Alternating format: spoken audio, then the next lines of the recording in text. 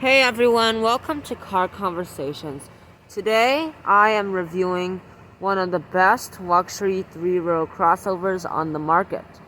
Currently, this one is 10 years old, and this is the 2012 Acura MDX. I wanted to tell you that this is the base model. And why I want to review the base model today is that you get so much for the money, and this might be one of the more popular trim levels. And for those of you that are trying to shop one of these used ones, you might be looking at the base model, and you probably want to look on Car Conversations to look for one of those used car reviews. But without further ado, let's go ahead and get into this in-depth review of this MDX. So right off the bat, let's talk about styling. You have kind of a flat silver that runs along the upper part of the grille. More of that down here. Your Acura badge is in actual chrome. Everything is functional. That's good to see on an Acura. Down here, you got more functionality and that nice flat silver that surrounds it. No scratches on the front bumper, which is really nice because this is the best condition 10-year-old car I have seen in my life. So on the headlights, these are a premium HID headlamp with your LED parking lights. And you have LED turn signals and LED high beams. Same piece of functionality right here. And you have fog lights down below. And next to the fog lights are your LED daytime running lights. What this MDX basically is a fancy Honda Pilot. You know, Honda makes Acura and the Pilot is their 3-row crossover. This does not compete with the Pilot, but is heavily based on the Pilot, except a lot more premium, of course. Let's take a look at what's on the hood. No scratches at all. That's some bird poop. This doesn't come standard. You can pick some up for yourself if you want to. Visibility is good. It's not the best, but of course you can deal with it. Spray nozzles are right up there. And you have very faint body lines that run up onto the hood and kind of disappear as you go farther up.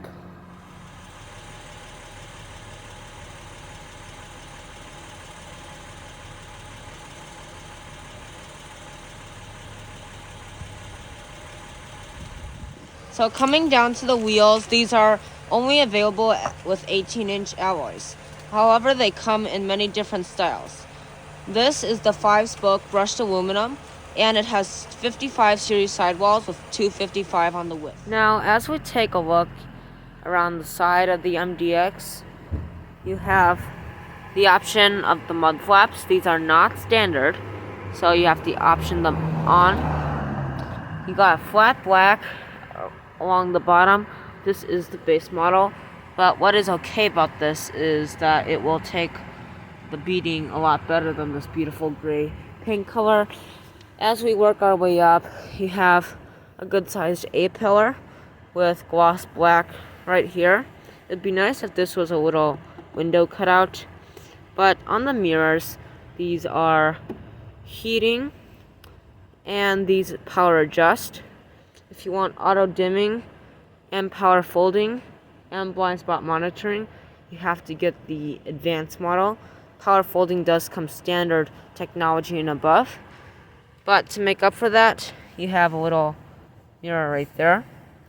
These front windows are a little bit tinted. This is aftermarket, so just keep that in mind. You do not get a tinted front window. Nice flat chrome on your window surrounds. Gloss black right here. Nice that this isn't flat black. Of course, you have tinted windows on the back. Good sized corner windows. chrome door handles, and you have a fuel door. It's a good size. Around back, you have entirely LED taillights. You have a little bit of a spoiler up top, exposed rear wiper. You have your Acura badge here, your Acura badge here. You have your backup camera even on the base model. Your MDX badge spelled out across the right. This stands for Super Handling All-Wheel Drive. We will get into that a little bit later.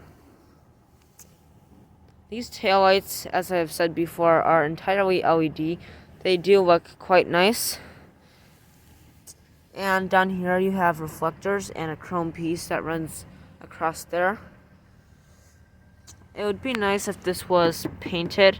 I don't like this. It makes it look not premium. But this is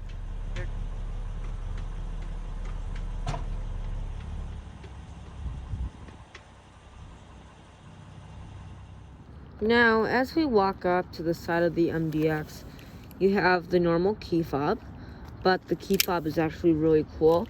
So if you just stick it in here, you just do that once, and then you hold it. The moonroof is opening too.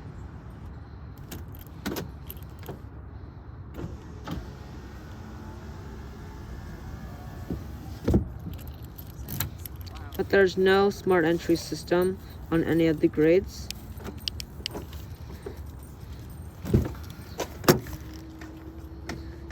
You see this is going to memory seat 2. I have the driver 2 key fob. On your door panels, you have some nice soft touch plastic along the top. Nice leather padded armrest. And you have power windows, auto one touch up and down for front driver and passenger. Got your window lock, fake wood trim, your power lock and unlock, and your 2-person memory seating. Even on the base model, you have some more controls down there. You also have door sills that are protected, carpet floor mats, and these seats are leather, real leather. If you get technology and above, this will give you premium Milano leather. I am a little bit disappointed though that this does not look very stylish. Like, kind of looks too plain for me. Not enough piping and contrast stitching, but you do have 10-way power adjusting seats.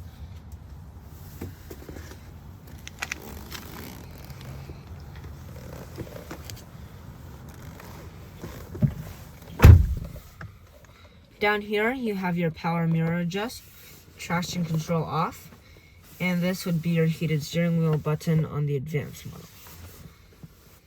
You do also have a manual parking brake down below, and this is your parking brake release. To start up the MDX, you actually have to push a button on the key fob, just like this,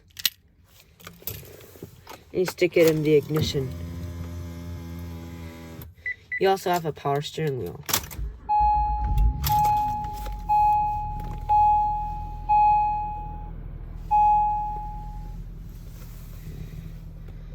The steering wheel is very nice.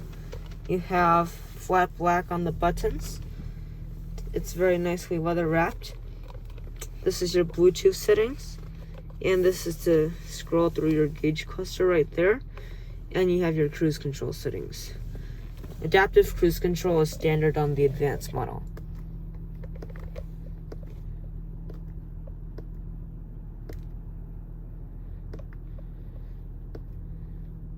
I think we'll leave it at that for now.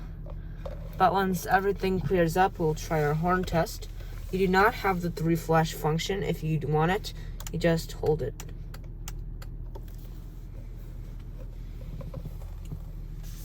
Steering is pretty heavy.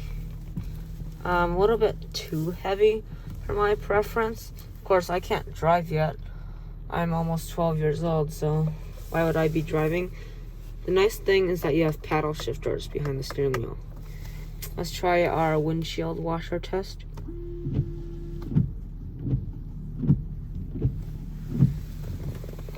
And also, we need to do it for the back.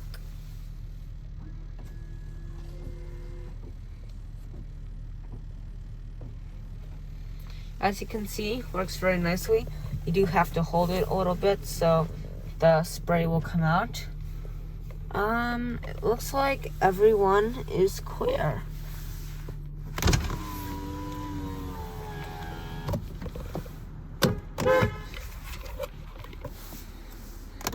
Great horn, of course, from Acura.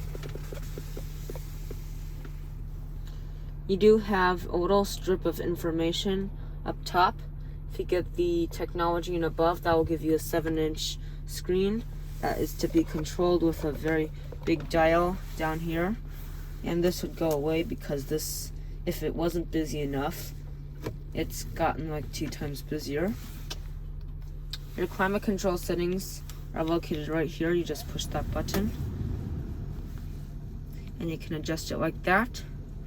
If you want to know if your kids are playing around with it, there's a little button right there, and that will turn on as green. But now let's take a look at storage. There it goes. Here you have a fair amount of storage space with this removable wallet holder. I know it is the class leading in its segment. You do also have 2 cup holders that can be covered up with this.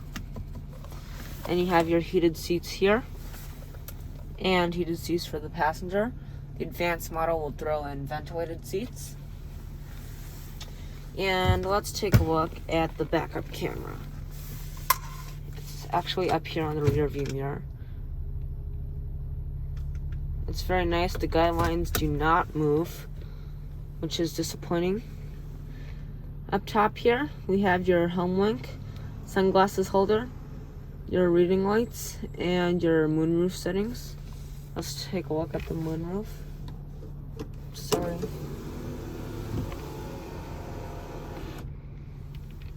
And it is a one-touch operation.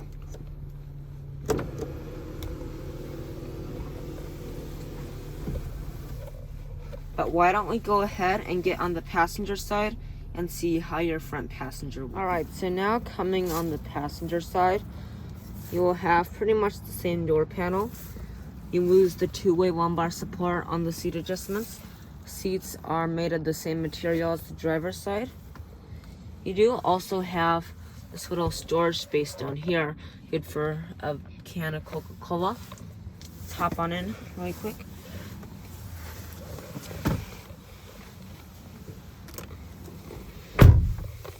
So here you have some nice soft touch plastic along the dash, more of that fake wood trim, and the glove box is made of hard touch plastic. It is illuminated at night with the headlights on. Overall, the front passenger space feels very welcoming, and your front passenger will be just as happy as the driver. Now let's hop into the second row of the Sienna. This is from hauling stuff. Previous owners did this. Don't blame us for it. But as we hop in, you will notice that the legroom is just okay. The reason for that is the seat is slid all the way back and reclined quite a bit. So the legroom is not going to be that great. This is the best in the class. If it's competing with like a Chevrolet Traverse or something, this wouldn't be as up there, I guess, as it would be. It'd be falling short about an inch or two. But you do have nice seat back pockets on both sides. Your climate controls are down here, and this would be your heated seat button on the advanced model. You do also have a 12-volt power outlet, carpet floor mats, and a nice center armrest. You just pull that down. If you want your cup holders, just push that. Why don't we go ahead and get in the third row and see how your third row passengers will feel. So heading on into the third row of the Acura MDX, access is really not that simple. So I had to put down the camera to access the third row. Mostly smaller kids will be back here. But what I am not very happy about is that Acura neglects the third row of the MDX. First of all, the legroom is not that great. Thigh support is horrendous, and at least the seats are pretty comfortable, but they're not even adjustable. Amenities back here are not that great. You just get storage on either side, a tiny corner window. And the thing I hate about this, there's no air vents back here. Like, I'm pretty sure the Q7 has air vents. This is the best third row in the class, though. So, the Honda Pilot definitely has the better third row. So I would keep that in mind. Now for the cargo area of the MDX. You have manual lift up, but of course you can use the key. So you just hold this button.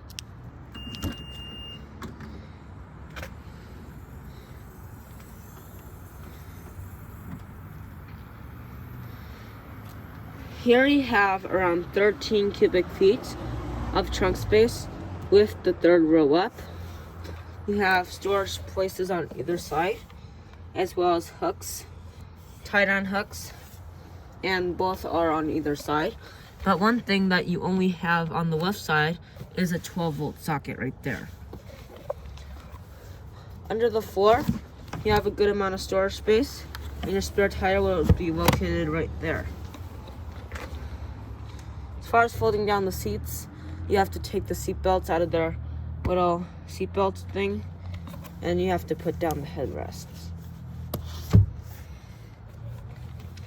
Folding down the seats is really simple. You just pull this lever right here. Just pull this and push it down. Same on both sides. That will give you a very flat loading floor, around 35 cubic feet. And of course, you can fold down the second row. That's really simple. Let's just walk around here.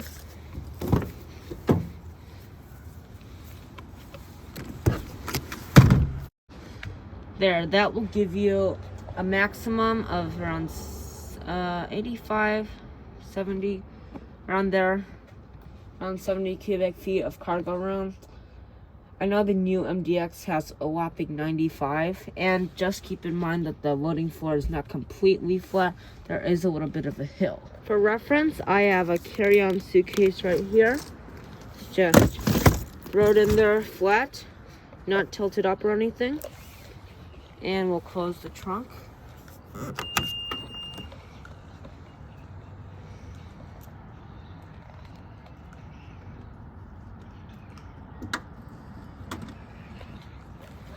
Yeah, so definitely no problem at all.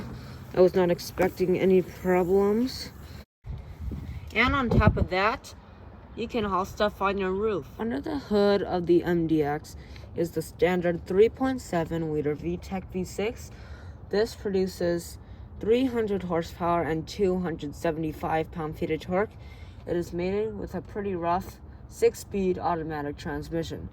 Fuel economy is not that bad. 16 in the city, 21 in the highway, 19 combined. And if you are really moving, the official 0 to 60 time is 6.1 seconds. Now for the dimensions of the MDX. You have around 7.8 inches of ground clearance. That's not too bad. As far as I know, there are no scrapes. It is 191 inches long. It is around 77 inches wide and 76 inches tall. But for safety, the advanced model will give you blind spot monitoring and rear cross traffic alert. It'll give you front and rear parking sensors, pre-collision system, and lane keep assist. That's about as much as you would get on a brand new car. This MDX competes with the Audi Q7, and I don't know why it competes with the Lexus RX. It doesn't even have 3 rows, but this one, of course, is the class-leading one, for many good reasons too. It has the right amount of space. It is just the most versatile and just delivers the best driving experience. So it's clear why the MDX is the class-leading luxury 3-row crossover. As far as SH all-wheel drive goes, it is like a very good torque vectoring all-wheel drive, let's say. So torque vectoring is like, well, if it detects that one wheel does not have traction, it will break that wheel, not give any power to it, and give more power to a wheel that has torque, or that has traction, And Acura does it best with super handling all-wheel drive. Way better than Honda's I-VTEC V6 all-wheel drive. And they actually accidentally made the best snow all-wheel drive in the whole class. And I understand it does super well, even better than Audi's Quattro all-wheel drive and Lexus's torque vectoring all-wheel drive. That's what it is exactly called. But I want you to keep that in mind. This is the best snow vehicle for you, and like much better than those off-roaders, like even a Jeep Wrangler or something like that. But do not take your MDX off-roading. I'm going to tell you that. That wraps up our video of the MDX today. Be sure to stay tuned for snow videos and driving impressions, and stay tuned for more on this channel. Goodbye, and I'll see you next time.